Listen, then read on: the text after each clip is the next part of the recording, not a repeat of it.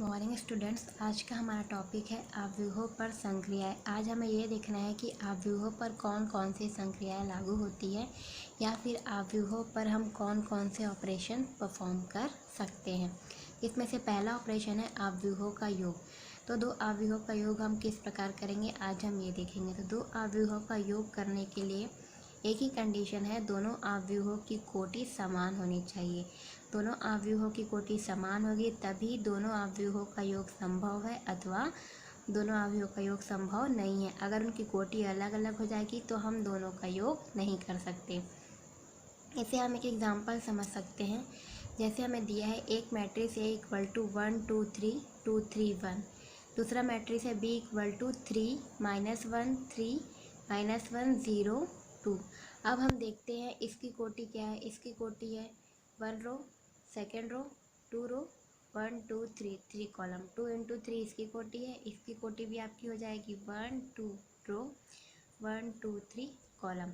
तो दोनों आव्यूहों की कोटि समान है, 2 इंटू 3 2 इंटू 3। तो इन दोनों का आव्यूहों का योग संभव है।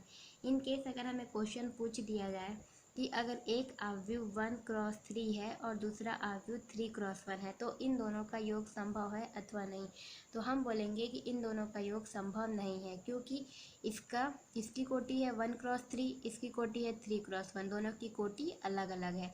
अगर दो आव्यूहों की कोटि अलग है तो उनका योग संभव नहीं है, हम उनका योग नहीं कर सकते हैं।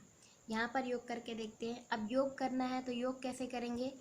अगर दो अवयवों की कोटि समान है तो उनके संगत अवयवों का योग ही संभव है। संगत अवयवों का योग संभव है, इससे मतलब है इस वाले अवयव का योग इस वाले अवयव के योग से ही संभव है। मतलब 1 का योग होगा 3 से, 2 का योग होगा -1 से, 3 का योग होगा 3 से, 2 का योग होगा -1 से, 3 का योग होगा 0 से और 1 का योग होगा 2 से। मतलब यदि दो आव्यूहों की कोटि समान है तब दोनों आव्यूहों के संगत अवयवों का योग ही परिभाषित है अथवा नहीं है। अब हम इन दोनों का योग कर देंगे तो 1 + 3 4, 2 - 1 1, 3 3 6, 2 - 1 1, 3 0 0, 1 2 3। और एक चीज़ यहाँ पर ध्यान देने वाली बात यह है कि जब दोनों आव्यूहों का योग करेंगे तो जो हमें योगफल प्राप्त होगा उस योगफल की कोटि भी वही होगी जो दोनों आव्यूहों की कोटि है। मतलब इस आव्यूह की कोटि 2 क्रॉस 3 है, इसकी कोटि भी 2 क्रॉस 3 है, तो हमें जो योगफल प्राप्त होगा उसकी कोटि भी क्या होगी 2 क्रॉस 3 होगी।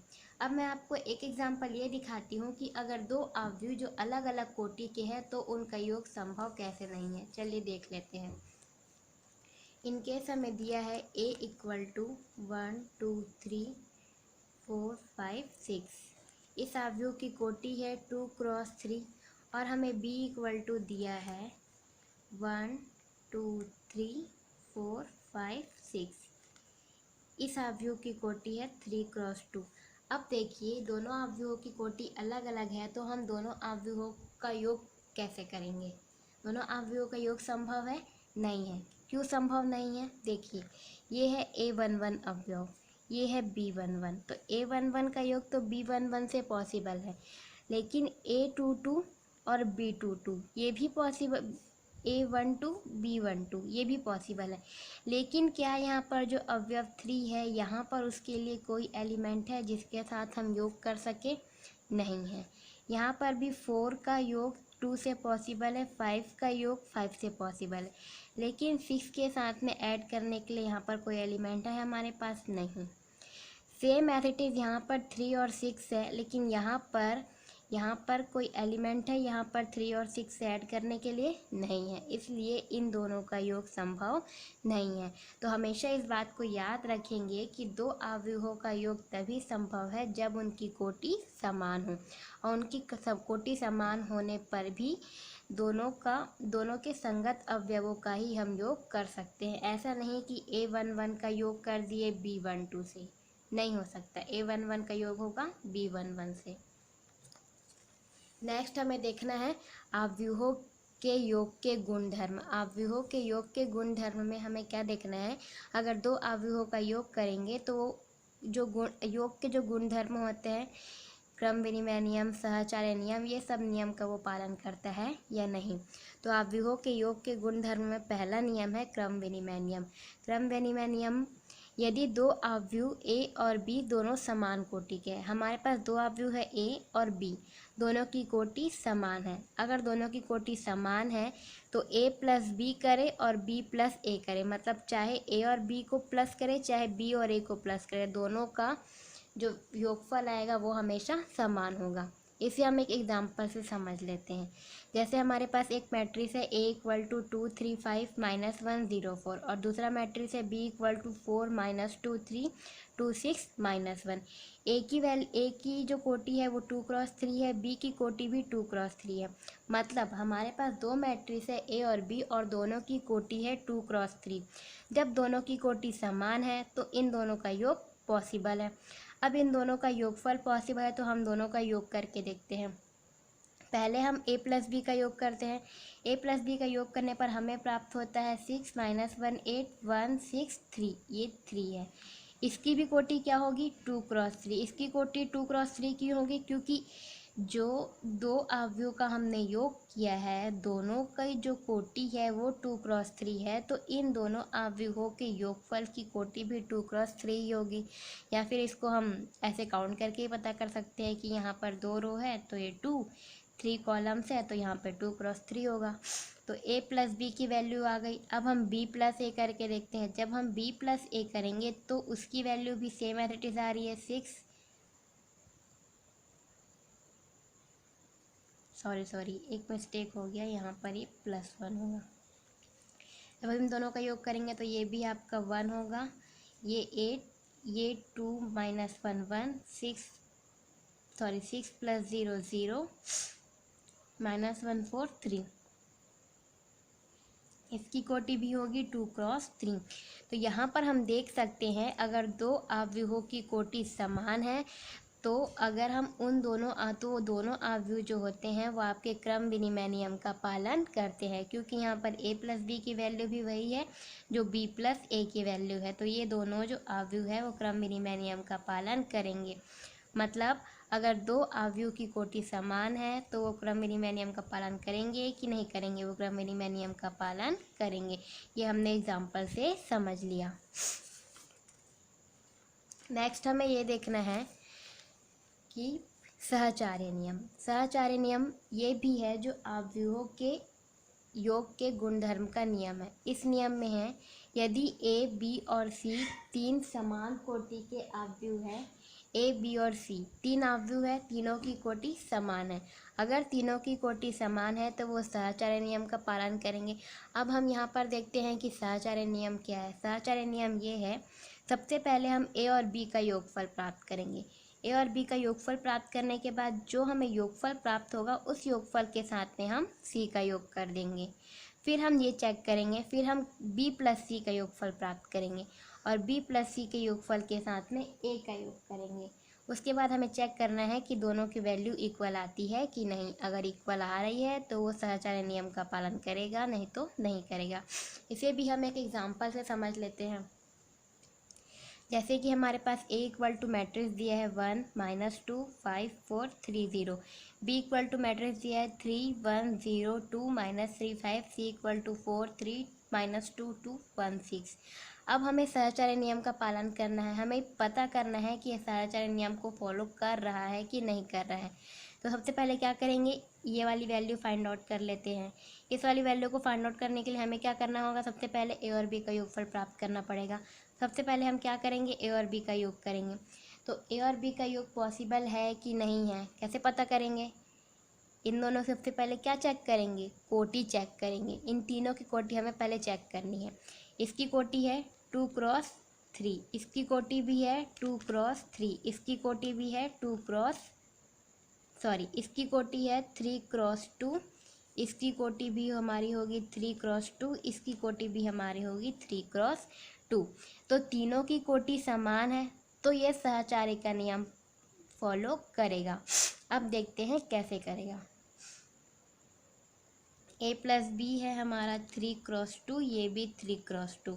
दोनों का योग करेंगे तो इनका योगफल हमें ये प्राप्त हो रहा है 4 - 1 5 6 0 5। अब इसकी भी कोटि क्या होगी, 3×2। नेक्स्ट, अब a प्लस बी का जो योगफल प्राप्त हुआ उसके साथ में हम c को ऐड करेंगे, तो इस योगफल के साथ में हम c को ऐड करेंगे, तो a प्लस बी का योगफल ये हो गया, c की वैल्यू ये। जब दोनों का योग करेंगे तो फिर हमको ये योगफल प्राप्त हो रहा है। यहाँ पर हमें सबसे पहले a प्लस बी का योगफल प्राप्त करना पड़ेगा। a प्लस बी का योगफल जब हम प्राप्त करेंगे तो हमें क्या प्राप्त होगा, 4 - 1 5 6 और 0 5। नेक्स्ट फिर हमें प्राप्त करना है a plus B plus C. a plus बी का योगफल उसका योग करेंगे c वाले मैट्रिक्स से, तो a प्लस बी का जो योगफल होगा उसको जब हम c से योग करेंगे तो हमें प्राप्त होगा a 2 3 8 1 11। इसकी कोटि भी हमारी होगी 3×2। तो यहाँ पर हमें एक तरफ की वैल्यू तो प्राप्त हो गई a plus B plus C. Next हमें यहाँ पर हमें एक तरफ की वैल्यू प्राप्त हो जा रही है a plus B plus C. Next हमें पता करना है a plus B plus C. सबसे पहले हमें क्या निकालना होगा, b प्लस सी। फिर हमें ये निकालना होगा उसका जो योगफल आएगा उसे हमें a के साथ में ऐड करना होगा। तो सबसे पहले हम क्या प्राप्त करेंगे, b प्लस सी। अब b प्लस सी का योग संभव है अथवा नहीं है, संभव है। b प्लस सी का योग संभव क्यों है, b प्लस सी का योग संभव इसलिए है क्योंकि दोनों की कोटि है हमारी 3×2। दोनों की कोटि समान है अतः दोनों का योग संभव है। जब दोनों का योग करेंगे तो हमें प्राप्त होगा 7 4 -2 4 -2 11। इसकी कोटि भी 3×2 होगी। अब हम जो b प्लस सी का योगफल आया है इसका योग करेंगे a के साथ में। जब इसका योग करेंगे हम a के साथ में तो हमें आंसर में प्राप्त हुआ 8 2 3 8 1 11। इसकी कोटि भी होगी 3×2। अब हम यहाँ से देख सकते हैं इक्वेशन 1 एंड इक्वेशन 2। इक्वेशन 1 है हमारा a plus B plus C, equation 2 है a plus B plus C. दोनों की वैल्यू ही क्या आ रही है, समान आ रही है। मतलब यदि कोई तीन अवयव a, b और c तीनों की कोटि समान है तो वो सहचार्य नियम का पालन करेगा। नेक्स्ट है योग के तत्समक का अस्तित्व। योग के तत्समक का अस्तित्व है कि नहीं है। योग, सबसे पहले तो हमें ये पता करना है कि योग का तत्समक अवयव क्या होता है। कभी भी हमें अगर योग का तत्समक अवयव निकालना हो, योग का तत्समक अवयव हमेशा शून्य होता है। सपोज करिए हमने हमेशा से बचपन में रूल पढ़ा है 1 या कोई भी नंबर a है, a के साथ में अगर हम 0 को ऐड करते हैं तो हमें हमेशा a प्राप्त होता है। वैसे ही 0 के साथ में हम a ऐड करते हैं तो भी हमें a प्राप्त होता है। ये नियम हम बचपन में पढ़ चुके हैं, बचपन से पढ़ते हुए आ रहे हैं। सेम वही नियम यहाँ पर भी फॉलो हो रहा है। तो किसी भी अवयव में योग का जो तत्समक अवयव होता है वो शून्य अवयव होता है। जब उस शून्य अवयव के साथ में किसी अवयव का योग करते हैं तो हमें वही अवयव प्राप्त होती है, या फिर उस शून्य अवयव के साथ में इस अवयव का योग करेंगे तो भी हमें वही अवयव प्राप्त होगी। इसे हम अभी एक एग्जाम्पल के थ्रू देखेंगे। नेक्स्ट है आपका योग के प्रतिलोम का अस्तित्व। नेक्स्ट हमें ये देखना है कि योग के प्रतिलोम का अस्तित्व है कि नहीं। इसके बारे में भी हम पढ़ते हुए आ रहे हैं। सपोज करिए हमारे पास कोई वैल्यू 1 है, इस 1 का प्रतिलोम होता है -1। प्रतिलोम का अर्थ है उसका उल्टा, उसमें हम माइनस मल्टीप्लाई करते हैं, उसे हम उसका प्रतिलोम कहते हैं। तो योग के प्रतिलोम का अस्तित्व है कि नहीं है। योग का प्रतिलोम है, अगर आपके पास एक अवयव a है, इस अवयव a का प्रतिलोम हो जाएगा -a का प्रतिलोम -a। जब a का योग -a के साथ में करते हैं तो हमें आंसर में प्राप्त होता है 0, या फिर हम -a का योग a के साथ में करते तो भी हमें आंसर में प्राप्त होता है 0। यही है योग का प्रतिलोम और ये है योग का तत्समक। अब हम इसे एक एग्जाम्पल के थ्रू समझ लेते हैं। जैसे यहाँ पर एग्जाम्पल में हमें बोला, जैसे हमारे पास a = एक मैट्रिक्स है जिसकी वैल्यू है 1 2 3 4। यहाँ पर हमें निकालना है योग का तत्समक अवयव एवं योग का प्रतिलोम। ये हमें सिद्ध करना है कि ये जो अवयव है वो योग के तत्समक और योग के प्रतिलोम को फॉलो कर रहा है कि नहीं कर रहा है। अब योग का तत्समक होता है a + 0 = 0 + a = a। मतलब 0 जो शून्य अवयव है उसमें अगर हम किसी भी अवयव का योग करते हैं तो हमें वही अवयव वापस से प्राप्त होता है। तो हम योग करके देख लेते हैं। जैसे हमारे पास अवयव ये a है, इस a के साथ में शून्य अवयवों का योग करेंगे तो हमें वापस से वही अवयव प्राप्त हो गया। या फिर शून्य अवयव के साथ में अवयव a का योग करेंगे तो भी हमें वापस से वही अवयव प्राप्त हो रहा है। मतलब ये जो हमारा अवयव है a, चाहे वो किसी भी कोटि का हो, वो हमेशा योग के तत्समक का नियम पालन करेगा। जैसे यहाँ पर ये कर रहा है a + 0 = 0 + a = a, क्योंकि a की वैल्यू भी वही है 1 2 3 4। a + 0 की वैल्यू भी आ रही है 1 2 3 4, 0 + a की वैल्यू भी आ रही है 1 2 3 4। तीनों आपस में क्या हो गए, बराबर हुए। नेक्स्ट है हमारा योग का प्रतिलोम के अवयव। ये योग के प्रतिलोम को फॉलो कर रहे हैं कि नहीं कर रहे। तो योग का प्रतिलोम अवयव होता है a + -a = -a + a = 0।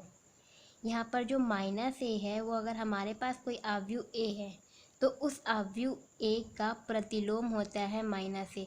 तो किसी भी अवयव का प्रतिलोम हम इस प्रकार निकालते हैं। हमारे पास अवयव a = है 1 2 3 4। अब a का प्रतिलोम हम कैसे प्राप्त करेंगे, -a। तो यहाँ पर अवयव में हम माइनस का मल्टीप्लाई कर देंगे। तो माइनस का मल्टीप्लाई करने पर हमें अवयव प्राप्त हुआ -1 -2 -3 और -4। इस प्रकार हम किसी भी अवयव का प्रतिलोम प्राप्त करते हैं। तो सब हमारे पास a की वैल्यू तो है ही। अब इस a की वैल्यू में हम उसके प्रतिलोम का योग कर देंगे। प्रतिलोम है -a की वैल्यू ये है, तो इस -a में दोनों का योग करेंगे। दोनों का योग करने पर आंसर आ रहा है 0। शून्य अवयव को =0 करके भी लिखा जा सकता है। नेक्स्ट है हमारे पास -a मतलब अवयव a का प्रतिलोम, जो कि ये है। तो इस प्रतिलोम के साथ में अगर अवयव a का योग करेंगे तो भी हमें 0 ही प्राप्त हो रहा है। तो इक्वेशन 3 एंड इक्वेशन 4 से भी हम कह सकते हैं कि जो a है, a के साथ में अगर हम उसका योग के प्रतिलोम का हम योग करें या फिर प्रतिलोम के साथ में उसी अवयव का योग करें जिसका प्रतिलोम हमने निकाला है, तो दोनों का योगफल 0 के बराबर होता है। नेक्स्ट हमें देखना है अवयवों का अंतर, कि दो अवयवों का अंतर हम कैसे निकालते हैं। यहाँ पर भी सेम कंडीशन फॉलो होगी कि दो अवयवों का अंतर तभी संभव है जब उनकी कोटि समान हो और दोनों के संगत अवयवों का ही हम अंतर प्राप्त कर सकते हैं। तो यदि दो अवयव a और b समान कोटि के हो तो इनका अंतर a - b से निरूपित होता है। मतलब हमारे पास दो अवयव अगर a और b है तो उसके अंतर को हम a - b से रिप्रेजेंट करते हैं। अब अंतर हम प्राप्त कैसे करेंगे, a - b। कभी भी अगर हमें दो अवयवों का अंतर प्राप्त करना है या कभी भी हमें अगर दो चीज़ों को माइनस करना है, उनका अंतर प्राप्त करना है, तो हमेशा फर्स्ट वाली वैल्यू को हम एज इट इज़ लिख देते हैं। फर्स्ट वाली वैल्यू को एज इट इज़ लिखेंगे। देन इस माइनस की जगह हम प्लस का साइन लगाते हैं और हमारे पास जो वैल्यू है सेकंड वाली, जैसे हमारे पास सेकंड वाली वैल्यू है b, इसका हम प्रतिलोम प्राप्त करते हैं। इसका प्रतिलोम होता है -b। तो इस प्रकार हम किसी भी चीज़ों का अंतर प्राप्त करते हैं। सेम ऐसा हम अवयवों में भी करेंगे। हमारे पास दो वैल्यू है a और b। अब हमें इन दोनों का अंतर प्राप्त करना है। तो पहले हम देखते हैं कि इन दोनों का अंतर परिभाषित है कि नहीं, पॉसिबल है कि नहीं। उसके लिए हमें इनकी कोटि चेक करनी पड़ेगी। तो इनकी कोटि हम पहले चेक कर लेते हैं। इसकी कोटि है 2 × 3, इसकी भी कोटि है 2 × 3। तो अगर इन दोनों की कोटि समान है तो हाँ, इन दोनों का अंतर संभव है। अब हम इन दोनों का अंतर प्राप्त कर सकते हैं। तो इन दोनों का अंतर हम इस प्रकार प्राप्त करेंगे। हमारे पास वैल्यू है a - b, हमें प्राप्त करना है।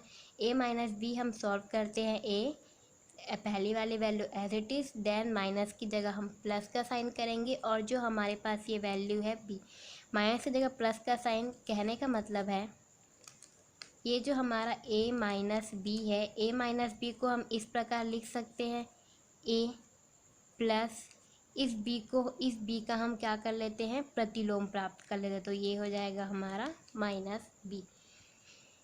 तो सबसे पहले ए की वैल्यू रखेंगे। अब माइनस बी हम कैसे प्राप्त करेंगे, हमारे पास बी की माइनस बी हम कैसे प्राप्त करेंगे, हमारे पास बी की वैल्यू है, इस बी का प्रतिलोम मतलब इस बी में किसका इंटू कर देना है, माइनस का इंटू। अगर इसमें हम माइनस का इंटू कर दें तो हमें बी का प्रतिलोम प्राप्त हो जाएगा।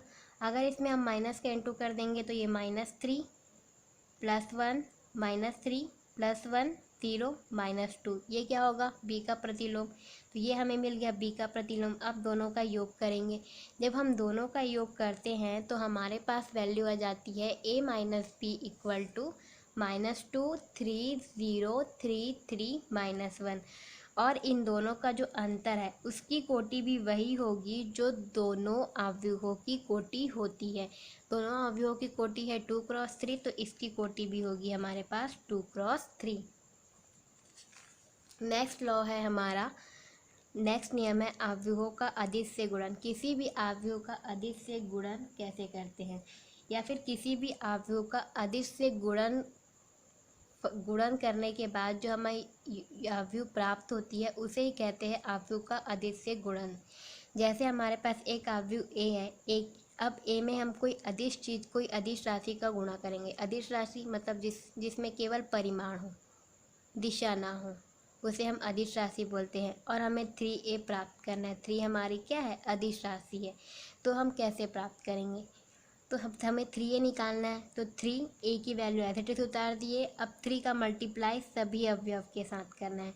किसी भी अवयव का अगर हमें अदिश से गुणन करना है तो उस अदिश को हमें अवयव के सारे अवयव के साथ में गुणा करना पड़ता है। यहाँ पर अदिश है 3, तो इस अदिश का गुणा हमें सभी अवयव के साथ करना है। तो 3 × 1 = 3, 3 × 1 = -3, 3 × 3 = 9, 3 × 1 = 3, 3 × 2 = 6, 3 - 1 = -3, 3 × 2 = 3 × -2 -6, 3 × 3 3, 3 × 4 12। तो इस प्रकार हम अदिश का गुणन प्राप्त करते हैं। और हमारे पास जो अदिश का गुणन प्राप्त होता है उसकी कोटि भी वही होगी जो हमारे पास अवयव दिया होता है उसकी कोटि होती है। इसकी कोटि है हमारा 3 × 3, तो इसकी कोटि भी होगी हमारी 3 × 3। तो इस प्रकार आज की क्लास में हमने अवयवों की जो संक्रियाएं होती है वो सब देखी। नेक्स्ट क्लास में हम ये देखेंगे कि अवयवों का अदिश से गुणन करने पर उसके गुणधर्म कौन कौन से होते हैं।